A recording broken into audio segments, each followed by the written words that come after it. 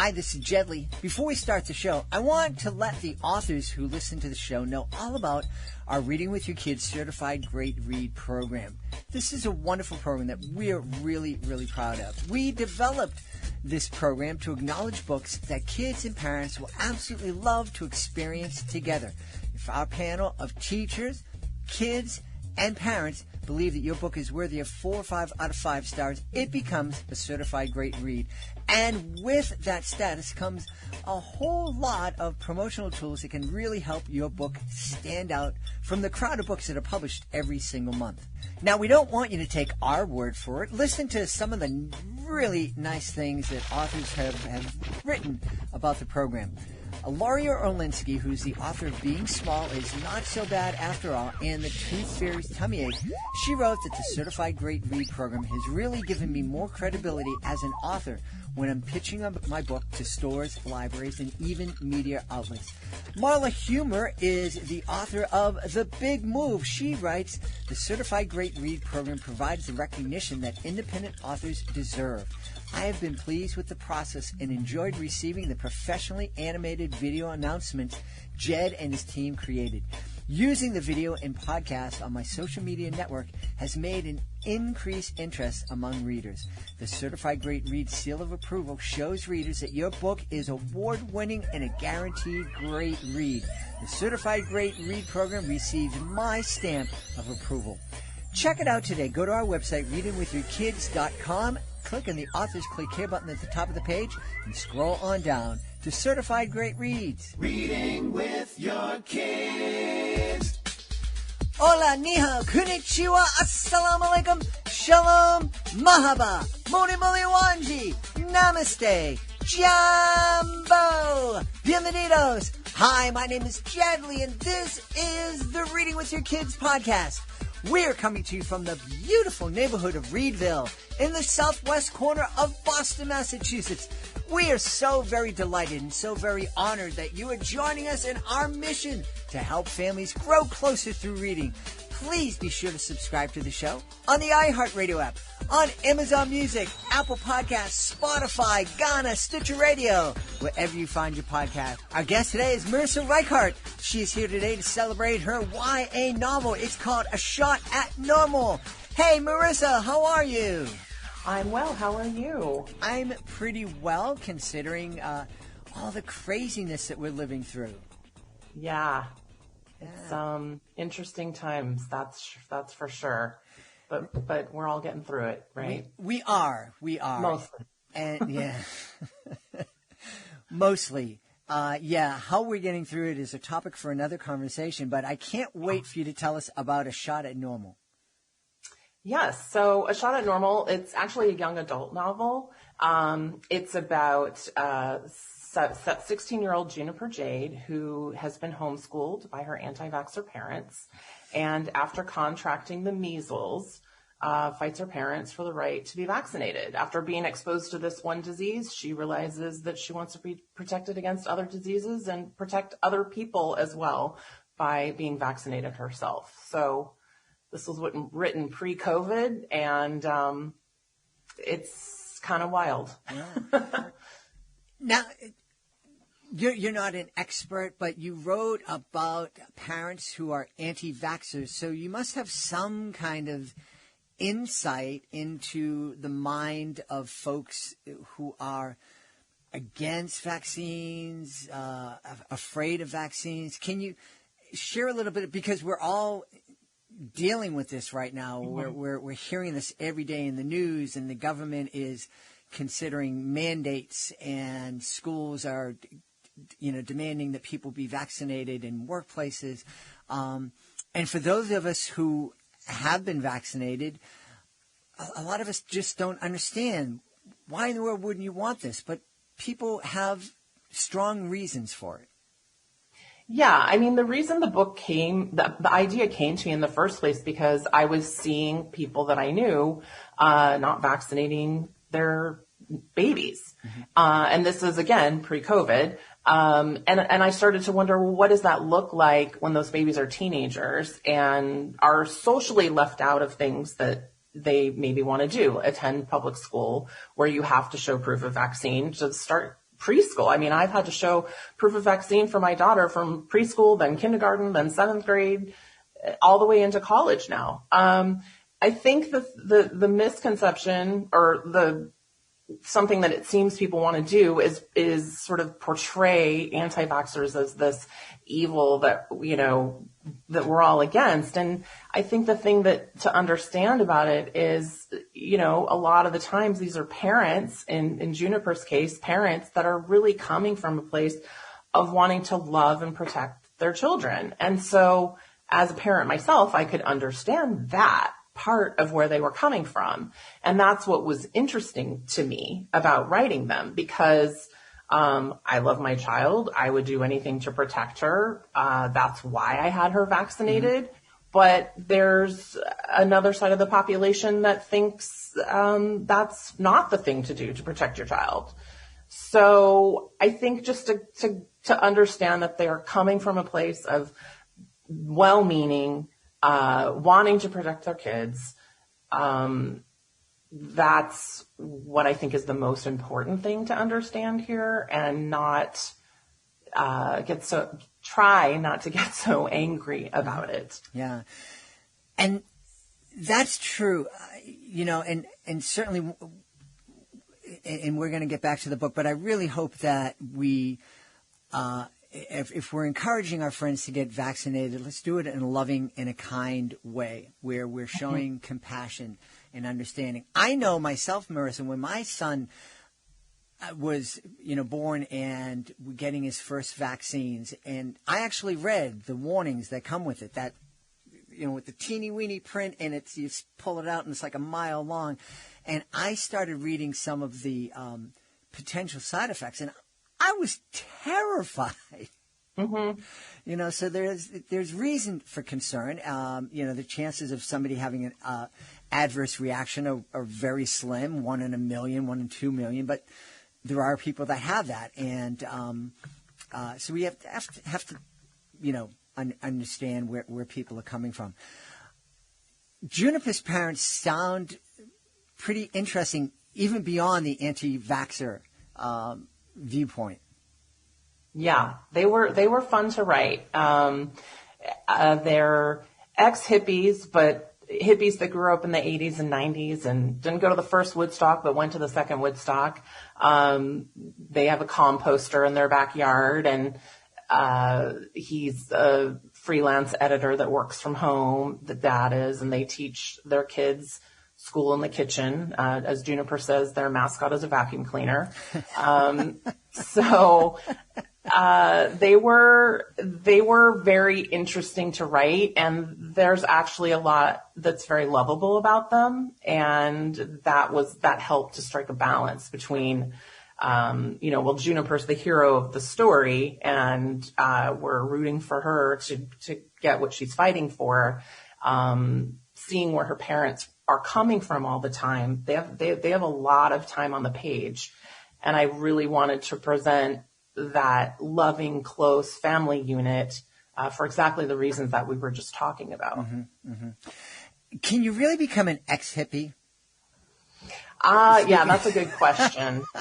That's a really good question. I mean, I guess I just feel like, as someone that grew up in the 80s, I'm just was thinking of people that grew up in the 60s and were suddenly, teaching us at school in suits and ties, and it felt like, did they sell out? But now, as somebody who is old enough to be the person that would be looked back on and be saying, maybe you're not a hippie anymore. And it's like, no. I'm always 17 in my head, right? That's why I write young adult books. Yes. As somebody who's been, accused of being a hippie many times, it's an honor.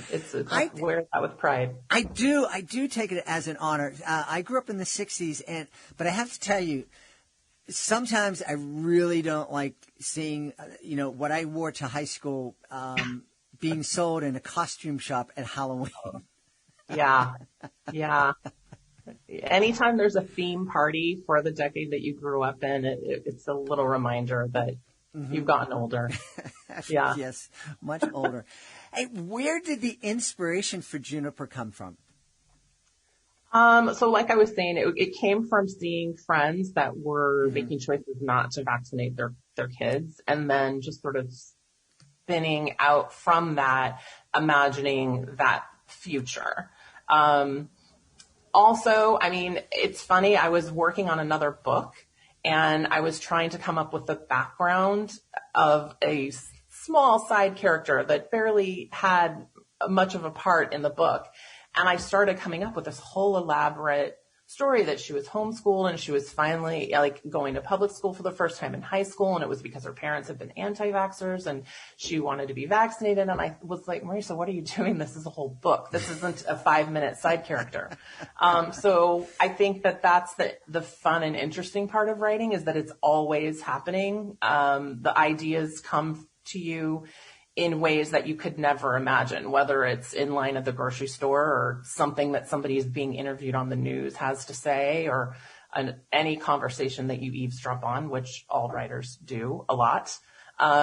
So yeah, I mean, it came very organically. And then once it was there, it was that kind of idea that wouldn't stop. I was working on another book, and I had edits due to my editor, and I set everything aside and I sat down and wrote the first 25 pages of Juniper over a weekend. And I sent it to my agent that Monday and was like, look, I know this isn't what I'm supposed to be doing right now, but I can't not do this. This is all I hear in my head. And once I send it to you, it will be yours and I can go work on the other thing. But, yeah, so that's how Juniper came to be. Tell me, did the story, you mentioning that you started writing this book before the pandemic, but the creative process continued once we went into lockdown. Did that change the story? I think that what happened, so I was actually in copy edits, which is sort of the last stage that you do with a novel, in March of 2020. And I turned those in about 2 weeks into when we were all on lockdown. And so I think that looking back now, with the knowledge that I have in a post-COVID world, there probably are things that I would have done a little bit differently. But at the same time, it's fascinating how much of this book, the conversations that are being had, the reasoning for wanting to be vaccinated, the reasoning for not wanting to be vaccinated, they're all still very much the same conversations that people are having. I think what has happened more is that the lens that the book is being looked at has shifted. I'd be so curious to see pre-COVID, how would this book have been looked at? Because most of the conversations end up going to COVID. And I think it's a double-edged sword, because it's being judged in a pre-COVID written book is also being judged in a post-COVID world. And there's just things I couldn't have known when I was writing this. But I still think it's interesting. It's interesting to explore it from that perspective, and I'm proud of it. Yeah. Well, it is interesting because it gives us a look into the lives of not only parents who are anti-vaxxers and humanizing them and helping us hopefully understand other folks who are taking that position, but it also gives us a look into the life of a girl who is homeschooled. And for before the pandemic, the thought of learning at home was just such an alien thought to so many kids. And the reality is what kids experienced, what most public school kids experienced during COVID was not homeschooling as the Juniper experience. But that's something, a lot of us don't know kids who are homeschooled, and we have these preconceived notions that they're weird and they don't get along with people and they have no social skills, and that for the most part isn't true. I agree. It's not true. Yeah. And there's a lot of great things to be said about homeschooling, and it's that same thing with anything. Like, it's right for some people and not right for other people. In the book, Juniper has 2 siblings. Her sister absolutely loves being homeschooled. She wouldn't ever want anything else. Juniper feels like she's missing out. also happened to live across the street from the high school. So she looks out of her window every day and sees everybody showing up, the cheerleaders in their uniforms, people pouring off the bus, people coming up on skateboards, and feels like she's missing out on these rites of passage of, teenagerhood. And again, strange to align that with our COVID times. I had a daughter that was a senior in high school. So she missed out on prom and, barely got through that. We ended up getting to have a graduation, but, went on lockdown in her junior year. And so in some ways, I felt like this book ends up being a love letter to teenagerhood and those rites of passage. And I think it also, one of the things Juniper's just dying to do is eat in the school cafeteria. She has this idea in her head that this is where things happen, right? Like she's watched a couple of movies with her grandmother, and she's, we all see the school cafeteria in the teen movies, and this guy that she meets, Nico, is just like, man, you are going to be really disappointed when you finally get into the school cafeteria. It is not what you think it is. But I think that the book, the little things that Juniper wants to do like that, and go to a school dance and go to a school football game, help to remind you to not take the typical things for granted. And I think that's really what this last year of the year plus now of the pandemic has shown us. Going grocery shopping without feeling like you have to put on 10 layers of masks and protective gear, like just the little things that we used to be able to run in and out of and do that maybe we took for granted how special that actually is. And so I hope it makes people sit back a little bit and appreciate some of those things. Yeah, absolutely. Boy, I remember those early days of the pandemic, going to the grocery store. Not only did you have to suit up and mask up, but you got the stuff home. You had to wipe everything down with... we were wiping down. We were undressing, next to the washing machine and dumping all the clothes in immediately. Yeah. Very different.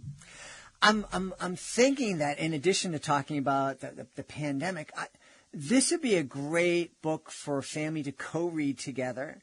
That would spark some great conversations about differences that kids and parents have with each other. Juniper wants to be vaccinated so she can go to school, but there are lots of kids who want to do something that their parents just won't let them do. I'm thinking this might be a great way to kind of get some of those conversations going that maybe were difficult to have.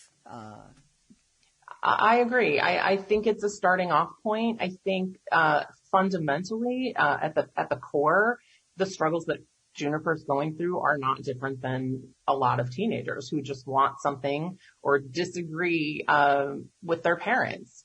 What does that look like when what you figure out you don't agree with your parents about is, morally, politically, religiously, those questions that teenagers start to have.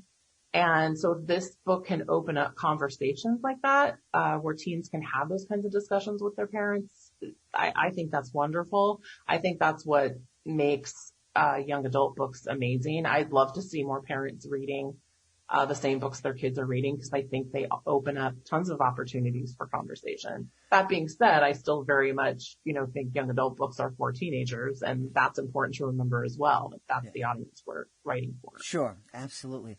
Yeah. I hear parents all the time, complaining, ask my kid how school was. It's good. What's going on? Nothing.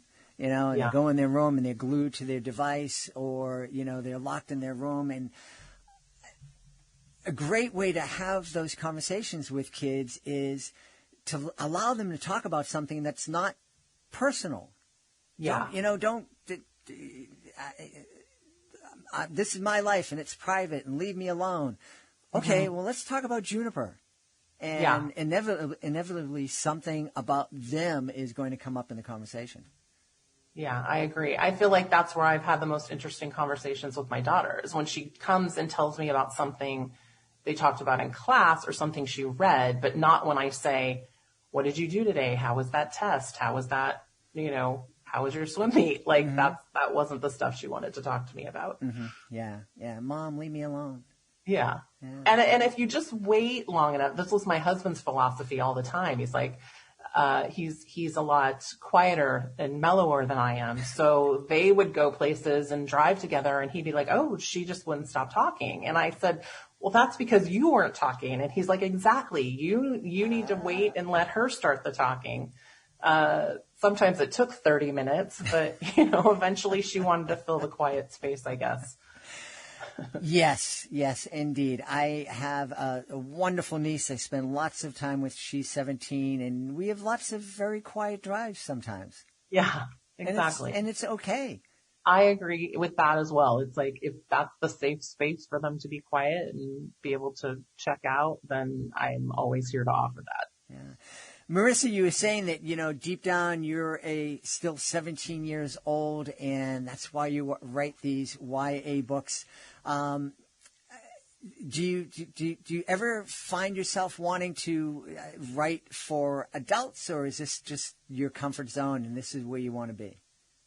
I think I just have yet to come up with an idea that is for adults. And so I don't know if that is because I'm only supposed to be writing YA, but when that idea comes to me, that's an adult book idea, I will certainly look into that. I have something that's brewing a little bit in the back of my mind, but it just seems that inevitably when something pops into my head, it's something about teenagers. I mean, obviously I could have written Juniper from the parents' point of view, but that's not nearly as interesting. What was interesting was the kid who wanted to do something that she legally couldn't do. Yeah. Hey, you mentioned earlier that, this idea for Juniper kind of came, kind of out of nowhere. You're working on this little side character and writing something down about that, and then it just blew up and you couldn't get it out of your mind. And until you wrote up that first 25 pages and gave them to your agent, then you were able to get back to doing what you were supposed to be working on. Mm-hmm. Is that a good technique you would suggest other authors kind of work on when they're supposed to be working on project A, but project B is just screaming to them, and right, we'll do something and just put it in somebody else's hands so you can get back on task? I think to an extent that might be, but I also think that writers have a habit of running toward the next shiny thing, and we can distract ourselves that way and think that we need to be doing that instead of what we're actually supposed to be doing. So I like to look at it more as a reward. Mm-hmm. Hey, if you get this done, then you get this amount of time to maybe, work on this other thing that's interesting to you. Because I feel like there's almost a running joke that as soon as you get your edit letter, you come up with your next book idea, right? And, I don't know if that's self-preservation or what, but so I think if you look at it more like a reward, what I probably should have done was a day of work and then worked on what I was supposed to do, but I don't regret in this case that I did it the way I did it. Well, we don't regret it either. I'm really excited. People should definitely check out A Shot at Normal. Marisa, where can people go to find out more about your book and also find out more about you? So I am on Twitter at Young Adultish. I should have aligned all of my names on all my social media, but I haven't. I'm on Instagram at Marisa Reichardt Books, and I'm at MarisaReichardt.com, where you can find links to events and interviews and information about all my books and where to buy them. Awesome. We've had a great time speaking with the author of A Shot at Normal, great YA title from our guest, Marisa Reichardt. Hey, Marisa, thanks so much for being with us. Thanks so much for having me. Please be sure to join us for the next edition of the Reading with Your Kids podcast. Our guests will be Carl Rowlands and Patty Dedore, two great authors celebrating their new children's books. Hey, if you are the author of a fantastic children's book, we would love to help you tell the world all about it. Being a guest on the Reading with Your Kids podcast, it's fun, it's easy, it doesn't cost a thing. gives you the chance to tell thousands of people about your fantastic book. All you need to do is go to our website, readingwithyourkids.com, click on the authors, click here button at the top of the page, scroll on down to be a guest. You can also find out about our Certified Great Read program. I want to thank the folks who made today's show so wonderful. Chris, I want to start by thanking our guest, Marisa Reichardt. Be sure to check out A Shot at Normal. I also want to thank my team, Alejandro Doherty, Fatima Khan, Michael Murphy, Rory Grady. I want to thank my beautiful wife for all the support she gives me. Most of all, we want to thank you. Thank you so much for taking the time to join us today. And as always, thank you so very much for taking the time to make the world a better place by reading with your kids. I'll be looking for you in the next edition of the Reading with Your Kids podcast.